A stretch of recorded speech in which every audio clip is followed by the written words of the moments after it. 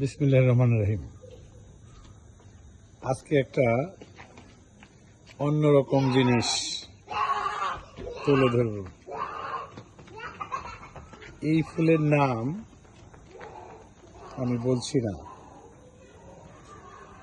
এখন রাত প্রায় 10টা ছুঁই ছুঁই। আমি আমার বাসার ছাদে উপরে দূর আকাশে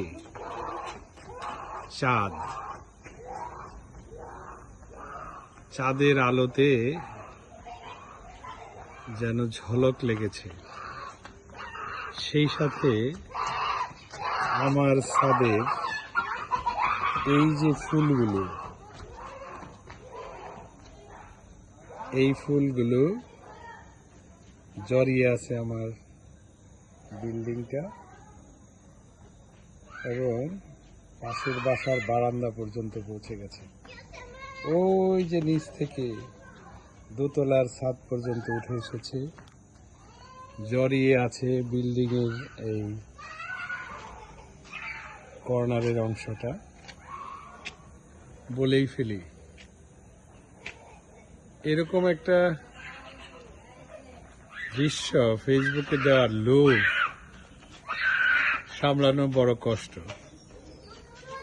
হ্যাঁ, বলছি মাধবীলতা। আমি তো কবি নই, কবিতা আমার আসে না। তবে এইরকম একটা পরিস্থিতিতে কেউ যদি কাছে আসে, চাঁদের আলোয় যেমন মাখামাখি, মাধবীলতার এমন জড়িয়ে থাকা, এমন একটা পরিস্থিতিতে কিছুটা কাব্যিক হওয়াটা খুব মনে হয় অস্বাভাবিক নয়। কিন্তু আমি আগেই বলেছি কবিতা আমার আসে না। তবে এমন একটা দৃশ্যের পাশে দাঁড়িয়ে এটাকে রেকর্ড করে আকাশে বাতাসে ছড়িয়ে দেওয়ার লোভ আমি সামলাতে পারি না। তাই দেখাচ্ছি প্রিয় বন্ধুরা, মাধবীলতা এমন কাছ থেকে আগে কখনো দেখা হয়নি। কত গানে, কত কবিতায়, কত পত্র পত্রিকায় দেখেছি, শুনেছি, পড়েছি, কিন্তু এতটা কাছে থেকে মাখামাখি করা হয়নি। মাধবীলতা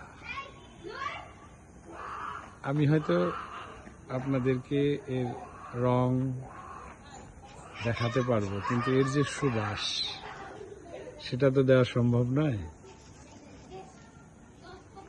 ভালো থাকো মাধবীলতা, আমার কষ্ট সার্থক হয়েছে। বহু কষ্ট করে ওই নিচ থেকে, বিল্ডিংয়ের নিচ থেকে এটাকে অনেকভাবে কৌশল করে ছাদ পর্যন্ত নিয়ে এসেছি। মাধবীলতা আমাকে বিমুখ করে নাই। প্রাণ খুলে চাঁদের হাসি, মাধবীলতার হাসি, এক অপূর্ব মিলন। ধন্যবাদ, ভালো থাকবেন সবাই। শুভরাত্রি। ভালো থেকো মাধবীলতা।